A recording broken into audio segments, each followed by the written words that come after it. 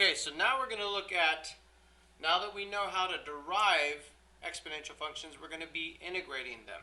Okay, so just a little recap.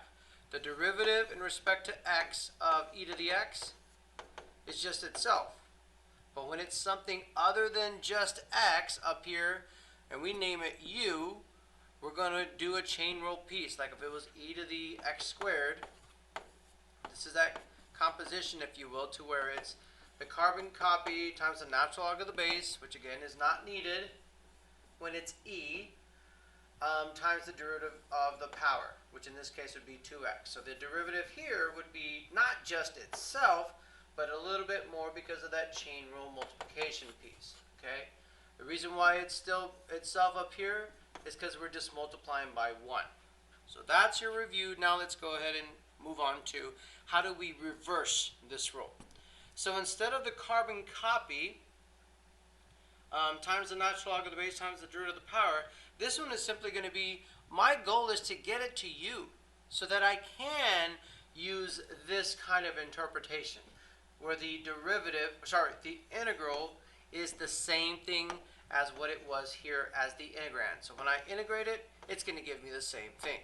Okay, so my goal is to say that it's just e to the u plus c. Okay, so I can't do this and say e to the 3x plus 1 plus c and be done. Again, the biggest reason why is that this is not just one letter with a coefficient of positive 1 and a power of positive 1. It's more involved, okay, just like it was over here. So I need to do U-substitution. My goal is to get it to where it's one letter with a positive 1, power, and a coefficient that are both positive 1. Here we go. U is 3x plus 1. So du is 3dx. The rewrite on this would be 1/3 of e to the u. Okay, so there's my u piece, and it's du. Now I'm ready to integrate using this reverse rule. It's just the same thing plus c. Again, this 1/3 is constant multiple ruled in, so I'd get 1/3 e to the u plus c. And just like we have been doing, where this last step is replacing our indefinite integral with our original x term piece for u, we'll have 3x plus 1 as my power, and it's 1/3 times this plus c. This would be my answer in terms of x. Let's try another example. Okay, so I see multiplication here. Let me make that a little bit more clearer right there. I see two pieces of multiplication. So already I'm thinking U-substitution. Okay, so my biggest quote-unquote piece of parentheses, if you will, for my U-substitution, I don't see any denominators, but I immediately see a power that I can include the whole thing. So when I take its du, I get negative 2x dx, which is negative 1/2 du is x dx. Okay, so where x dx used to be in the original one, which is right here and here, I'm now going to replace it with negative 1/2 du. Let's constant multiple roll that negative 1/2 all the way outside. And now I have to come up with pieces of this 5 and the e to the negative 5, or x squared. So I know the e to the u is that U-substitution piece here, and this 5, I'm just going to bring it out constant multiple roll wise, and let's say 5 over 1 times negative 1/2 is negative 5/2. And there's my rewrite.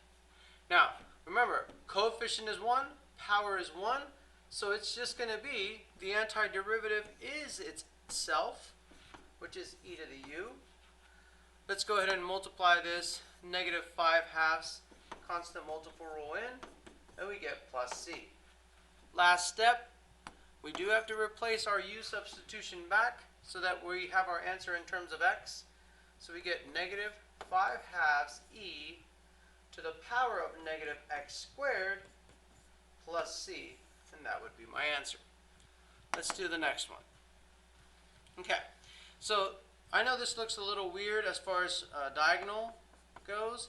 I'm going to rewrite it just for my own sake. And I noticed there's two different u's that I could use. I could say u is x squared, or I could say u is 1 over x. Okay? If I chose the x squared, that would only get me 2x dx for my du piece. I don't see a 2 or an x like here and here that is going to replace it. So I'm not going to use that one because it doesn't pick enough pieces up, if you will. Okay? So sometimes in this case, the power will trump the denominator as far as your u assignment goes. Okay, so u is 1 over x, otherwise known as x to the negative 1. So when I take its du, it's going to be negative x to the negative 2 dx. Don't forget that chain rule, which in this case is negative 1 over x squared dx. So all of this just got picked up. Let me highlight it in orange. All of this is du. So in the original one, I see this right here. I see the dx, but I don't see this negative 1. But no worries, because on the rewrite, I'm going to account for this negative 1. Okay? So it would be e to the u du. And yes, you could put over 1 if you wanted to, but it isn't needed. So the integral is the carbon copy plus c, and this negative coefficient of 1 gets constant multiple ruled back in. And yes, my U-substitution is going to need to be replaced as far as it to be written in terms of x, and I get negative e to the 1 over x plus c is the antiderivative. All right, so now let's go to our next example. I don't see any, I see multiplication only there. Again, please do not assume that there's multiplication there or there. Those are big mistakes as far as between sine and x or cosine and x. Those are common mistakes. And I don't see any denominators. I do see a power. So I'm going to go, because of those two things, to use substitution, possibly with the power of cosine of x. Let's take the derivative. So we get negative sine of x dx. Okay. Again, no multiplication is occurring there. But let's see what all got picked up. I have a sine of x dx that did get picked up. And that in my original equation is right here and there. But I have to rewrite this negative in so that when I do my rewrite, it looks like the following. A negative integral of e to the power of u du. So this is going to be carbon copy with this negative constant multiple rule plus c is negative e to the power of cosine of x plus c. And that would be my answer for that one. Okay, let's do some more practice. So this one, please remember there are no cancellations that occur here because this is not multiplication. Also, I don't just have one term on the bottom. There's two terms, so I don't want to split this up into multiple fractions. So I'm going to go for the denominator. U is e to the x plus 5. Du is, well, the derivative of e to the x is itself, and the derivative of 5 zeroes out. So I get e to the x dx. And you see that right here. So all of that is du over u. Otherwise, some people like to write it as 1 over u, because they remember this form right here as being the integral is the natural log of the absolute value of u plus c.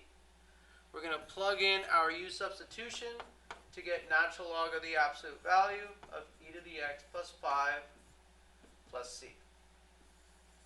Okay, so when do you need the absolute value? If you have a variable, use the absolute value. Because when you plug in numbers, like for a definite integral, you're going to have to make answers positive sometimes, because they could spit out a negative right here, but you would make them positive by taking the absolute value. And we'll look at those here soon. Okay. Next example.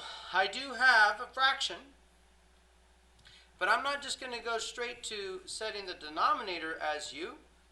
because there's only 1 in the denominator and because there's an addition or subtraction in the numerator, I'm going to do the rewrite. We break it up into 2 fractions that look something like the following. Okay? This will reduce, and they reduce to simply subtracting the powers. So you would have e to the 4x. And then this one you could subtract the powers as well, or just know that the bottom wins by 2. So you're going to get a negative 2, which I'm going to write either like this, or I'm going to bring it up anyway, write it like this. So now I have my integral set up. And you see, it's basically 2 problems that I have. I can look at this as the integral of e to the 4x dx plus the integral of e to the negative 2x dx. And here's where I'm working on the skill of integrating exponential functions. I will need a U-substitution if the power is more than just x. Remember, if it does not just have a positive 1 coefficient with a positive 1 power, you're going to have to do some work. So let's do the U-substitution for this first one. We'll say u is 4x. So du is 4dx. Okay, so this rewrite over here is going to be 1/4 of e to the u du. For the next one, we have u is negative 2x. Therefore, du is negative 2 dx. So the rewrite is negative 1/2. It's going to be e to the u du. Yes, we are adding a negative. So if you wanted to, you could just simply write a subtraction between the 2 integrals. So let's do the first one. We have e to the u is e to the u, but to be replaced with this guy here would be e to the 4x. Okay, with this 1/4 constant multiple ruled. This right here will be e to the u, but will be replaced with negative 2x. You got to keep track of your u's.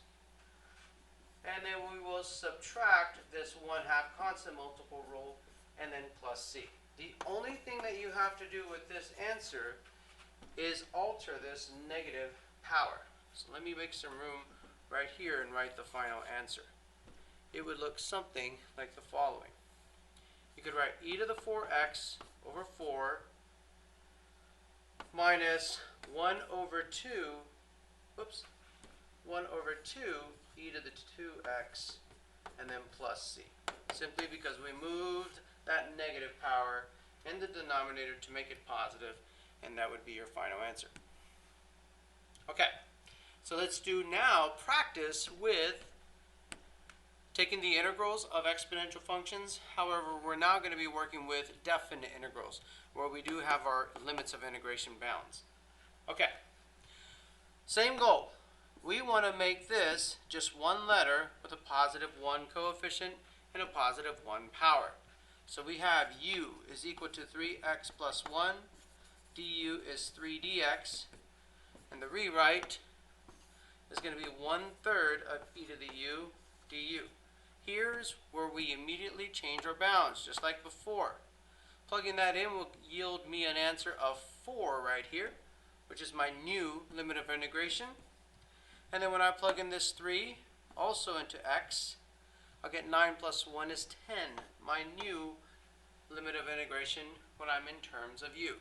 So this is like u language, if you will. So in terms of u, everything right here gets changed. Okay? So now we don't ever have to go back to x. We could just integrate it right here in respect to u. So e to the u becomes e to the u, but no plus c. There's no plus c because this is a definite integral. So we'll say 1/3 of e to the u evaluated from 4 to 10. So let's see what that looks like. So it'll be e to the 10th. Watch what I'm going to do with this 1/3. I'm just going to work with it one time. E to the 10th minus e to the 4th. Okay? And no, this is not going to be e to the 6th. E to the 6th would look something like this. That's when you would subtract it.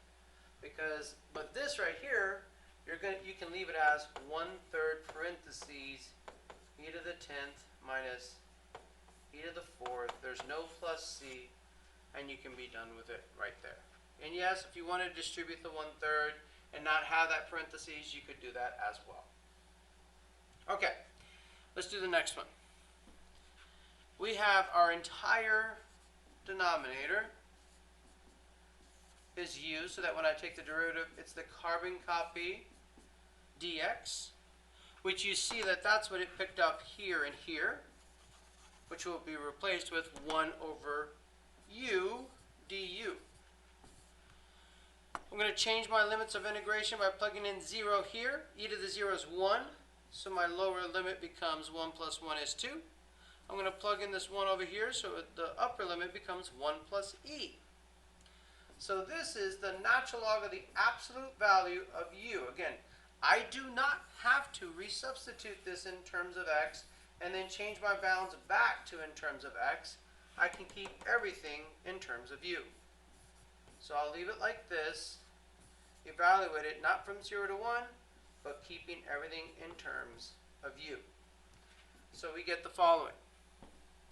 The natural log of the absolute value of 1 plus e, and 1 plus e, when I absolute value it, there are no more variables. After I plug it in and make it positive, if you will, I can put it as parentheses. Minus the natural log, let's say this was negative 2. That's what that absolute value is for, because if it was negative 2, it would become a positive 2, which you would just make it positive and make it as parentheses. Okay? So you have natural log of 1 plus e minus the natural log of 2. This is the acceptable answer, that if you wanted to rewrite it because you know your laws of logs as the following, you could. They would be both equivalent. All right. So we have our parenthetic piece for U-substitution is e to the x, because when I derive it, I get carbon copy dx, which my rewrite is going to be the cosine of u du. My bounds will change. It'll be e to the negative 1, which you could put 1 over e. And then it'll be e to the 0, which you can put 1 if you want. Okay? And now we're just going to simply integrate and then plug in our limits of integration. So the integral of cosine of u is sine of u. It will be evaluated from 1 over e to 1. So we could say the sine of 1 minus the sine of 1 over e. And the sine of 1 is 0. So minus the sine of, so 0 minus the sine of 1 over e. If you wanted to just write it as the answer negative sine of 1 over e, you could, and you would be completely correct. All right, so the next one, solve the differential equation. I do see a product rule of some sort, but this solving a differential equation doesn't mean I'm going to derive. I'm going to try to find the f of x by integrating and going backwards until I get to the position function. Okay, so I want to integrate both sides essentially in respect to x. Okay, so integrating dy dx will get you right back to y. But now what I have to do is I have to integrate this. Whoops. I have to integrate e squared times e to the x cubed. And I'm going to do the U-substitution basically for this piece right here. So we could say u is x cubed because du is 3x squared dx. Notice what just got picked up. This x squared dx got picked up. So that my rewrite is 1/3 e to the u du. And I know that this is going to equal e to the u plus c with the constant multiple rule of 1/3. Now I just have to resubstitute and say my answer is y is equal to e to the x cubed over 3 plus c. Because again, you have to re-plug in your value for u back so that you have it in terms of x. So this is the answer. I can't solve for c because it didn't give me like a point here. It didn't give me like an xy coordinate point or an initial value that sometimes is like f of 0 is, let's say, 5. Or if it did, the 5 would go here, the 0 would go everywhere where you saw the x's, and then you could solve for c and then write it out. But that's not the case here because they didn't give me an initial value. So we're just going to leave it as what you see as far as right there. This would be my answer with the plus c. All right, solve the particular solution. Here's an example of what I was just talking about. Now we will be able to solve for that c value. So we have f prime. When we're solving for particular solutions on differential equations, we're trying to get to the original f of x. So we're just going to only have to integrate this piece right here one time. So let's set it up. E to the 5x plus sine of x dx. And yes, if you wanted to see this as two different problems, go for it. Separate them out as saying the integral of this guy plus the integral of sine of x dx. Let's see what we get. So u is 5x because the du is 5 dx, which means the rewrite would be 1/5 of e to the u du. Okay? And then this one is just an integral all by itself. What's the integral of sine of x? It's going to be the negative cosine of x. So this is going to yield negative cosine of x. Let me write it over here. Okay? So this integral will become e to the u plus c, and then minus cosine of x plus c. So it's just all the same c. And don't forget this 1/5 right here with e. So far, this is our position functions, the general solution, because we don't have c yet. But if you notice, I am missing one piece. I need to replace my U-substitution here so that everything in my answer thus far is written in terms of x. Okay? Now, I just have to use my initial value. X is 0. That would go here, here, and here. And then my y value is 3/5, which is going to basically go all right there. So I would have 3/5 is equal to 1/5. Let's see, x is 0.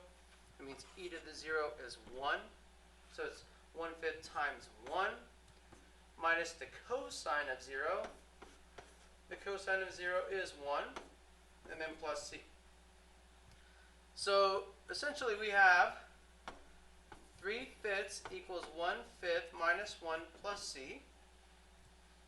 So if I subtract it, I get 2/5 plus 1 is equal to c, and that would give me 7/5 is c. Okay, so I will make this general solution more exact by plugging in that c value of 7/5, and everything else stays the same. Okay, that's that f of x is equal to 1/5 e to the 5x minus the cosine of x plus that. That's my answer. Now we're going to do the same thing here in just a bit with this example, but because we have f double prime, we will have to do it twice in order to get to the position function. Okay, so we are almost there. Let's go ahead and do this one and see how to do step by step. F double prime, let's integrate it once. So the cosine of x plus e to the 3x dx. Okay? We know the integral is going to be sine of x here. Off to the side you could say u is 3x. Therefore du is 1/3 dx. So the rewrite is 3. Whoops, I did that. I jumped a couple of steps too much. It's 3 dx. So that the rewrite is 1/3 e to the u du, which is 1/3 e to the 3x plus c. So we're going to say plus 1/3 e to the 3x plus c. All this is f prime. Now, this is why I have 2 points, the f prime and the f of x. So let's see what we're going to plug which piece. 7/3 goes as the output for the derivative. 0 is the x.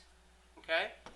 So I have 7/3 is equal to sine of 0 is 0, and then e to the 0 is 1, so it's plus 1/3, and then plus c. So if I subtract, I'm going to get c is 4/3. So let's go ahead. I know you can't do this on your paper. Not 4/3. It's going to be 6/3, because 7 minus 1 is 6. So 6/3 is 2. So c is 2. Now, I'm going to integrate one more time, because again, I want this function to go to f of x, not stay at f prime of x. So let's integrate one more time. So I'm going to take the integral of sine of x plus 1/3 e to the 3x plus 2 dx. The integral of sine is negative cosine. And then here I'm going to do it again. And if you notice by now, the rule for exponential that you can use if you want, there's a shortcut, but I want you to develop a good sense of integrating with U-substitution before seeing the shortcut. The shortcut is the integral of something that is not just with a coefficient of 1 is going to be the carbon copy divided by the natural log of the base divided by the derivative of the power, which is what you saw here for the first one. So if I'm about to do that now, I can look at this piece right here and know that it's going to be another 1/3 e to the 3x. So 1/3 e to the 3x times this 1/3 is going to compound it to 1/9 e to the 3x. And that's that shortcut that I've been mentioning in class that I really don't like to teach it per se. I want you to discover it with many example problems. And then you have plus 2x plus c is equal to f of x. So we're almost done. This is my output value now for my f of x function that I will put 2/9 right here. And then I'm going to put 0 in for all of my x values. Okay, so I'm going to put 0 here, here, and here. So the cosine of 0 is 1. So this is negative 1. And then all of this is e to the 0, which is 1. So you're going to have plus 1/9. And then plus 0, because that 2 zeroes out, and then plus c. So let's change this to 9 over 9, because it's just a form of 1. So it's going to be 2, moving that over, you're going to add the 9 and subtract the 1. So 11 minus 1 is 10. C is 10/9. So yes, you can, I know you can't do it on your paper, but you will replace that c because of that initial value that we were given with a 10/9, and this is your answer from the position function with no negative powers whatsoever. Alright, the rate at which water is pumped into, so it's a positive, tank is the following. So if it said it was draining, we would have to put a negative in front of this when we're integrating. But that's not what's happening. It's a positive, so we're going to leave it as positive. T is in minutes, and R of T is gallons per minute. So T is minutes, and R of T is like a derivative. It's gallons per minute. Otherwise, f prime of x interpretation, velocity function, if you will. How many gallons of water? So we're basically integrating my gallons per minute, because this accumulation will then go to gallons of water, have been pumped into the tank in the first 5 minutes. Use your calculator and give your answer to 3 decimal places. So if it's in the first 5 minutes, you're going to say from 0 to 5 minutes, if I want to know gallons, I have to integrate gallons per time, or gallons in this case per minute. Okay? And yes, these are minutes, and so are these, so it will work out in that regard as far as accumulation. So remember, this r of t that was given was my f prime of x interpretation. So I am going to do 20, let me pull that out because of constant multiple rule. I'm going to do this as far as my setup, okay? And this will tell me how many gallons have been pumped, actively been pumped. It's not asking me how many gallons are in the tank. Okay, that's a different type of problem. That's those initial value problems. Like if it said that at time 0 there was 150 gallons, we'd have to add this to whatever we got here and so on and so forth, so that we would know how many were at the end of the result. But that's not the case here. It just wants to know how much have actually been pumped in actively, without referencing anything about, well, it started at 100 or whatever the case may be. Okay? So, if I were to set this up by hand, I'd have u is 0.02t, and the du is going to be, 0.02t, and then du would be 0.02 dt, but then you see you're going to have to do with a calculator because of the fact of you're not going to see something like this as far as the AP exam for you to do by hand per se. So let's go ahead and put this into the calculator and see what we get. Okay, so let's go ahead and go to the calculator, okay? So we're going to plug in just what we see, the integral of, or 20 times the integral from 0 to 5 of the following into our calculator. So 20, let me go to the calculator so that you can see it. So 20 integral, and it is from 0 to 5 because we're talking about 5 minutes. It's e to the power 0.02 t, and it was dt. Control enter. Let's make sure that we did that correctly. 20, 0 to 5, e 0.02 t dt. Yes, in fact, the answer is 105.171, where if I went up and needed more decimals, I could grab them if I wanted to. So let's go ahead and write that answer. 105.170 if you truncate, 1 if you round, gallons. That's how many have been actively pumped into it. Now, if it was a different question, I'm going to remind you one more time. If it said it started at 150 and this was pumped into, then you would just add 150 to your answer that you got as far as that displacement goes, and you would get 255. But that's not the case here. Just wanted to remind you in case it was. All right. So this is it. This is the last bit of it as far as integrating bases that are involving e, and integrating bases like right here, and integrating bases not involving e. Like if it was, the base was 2, the base was 3, or some other constant other than e. Okay? So let us first remember our derivative law. So we know 1 over the stuff times the derivative of the stuff. We know carbon copy times, it's not written, the natural log of the base times the derivative of the power. And this is not written because we know it's 1. We've also now learned that the integral of e to the u is itself plus c. And the shortcut that I don't like to teach, if it was like a composition, like e to the 2x, it would be the carbon copy divided by the natural log of the base, which is going to be 1, divided by the derivative of the power. So it would be that like 1/2 e to the 2x plus c.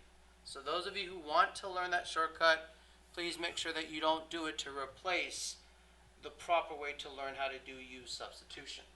Okay? All right. Now we have this. So if I use this shortcut here, there's nothing new that I have to learn. It's the carbon copy times the natural log of the base times the derivative of the power. And this would be like this example here. The carbon copy times the natural log of the base, see that doesn't cancel to 1. and then times the derivative of the power, which would be 3x squared. And yeah, this is okay to write it just as it is. Please don't combine this 2 and 3 because they're not the same types of functions. 3 is a constant, and here 2 is a base. So this could be the answer completely because there are no negative powers written. Okay? Now, let's transition over to this one, which a lot of people struggle with at first, but it's not that difficult to see.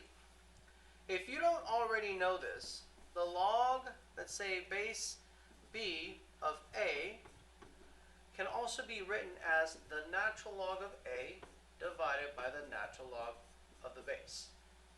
Okay? And that's what you see here. You see like the natural log of u divided by the natural log of a. And I've been telling you a through e are good ways to remember that they're constants. So this constant multiple rule here is like 1 over the natural log of a constant. That's where this comes into play. Okay? And then all you have to do is look at your variable, which is u in this case, and the derivative would be 1 over the stuff times the derivative of the stuff, which is what you see for the rest of the pieces. 1 over the stuff times the derivative of the stuff. So if you don't see it right now, look at it with a highlight. 1 over natural log of a is this form of constant multiple rule that you're pulling out and throwing it back in as far as multiplication if you know this law of logs. Okay? This logs property.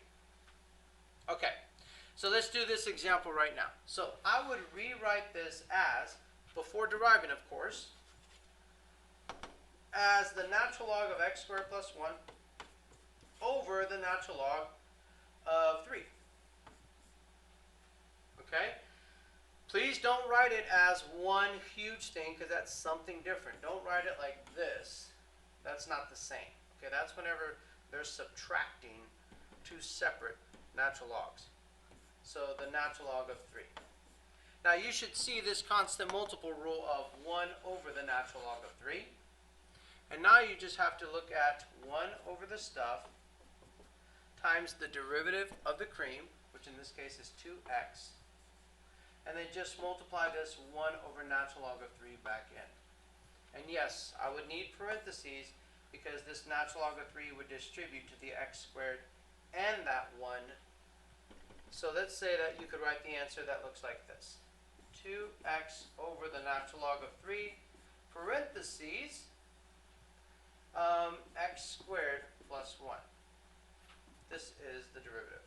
Now this x squared plus 1, because this is multiplication, it could be interpreted like this as well. That's why I actually like to do the x squared plus 1 in the front.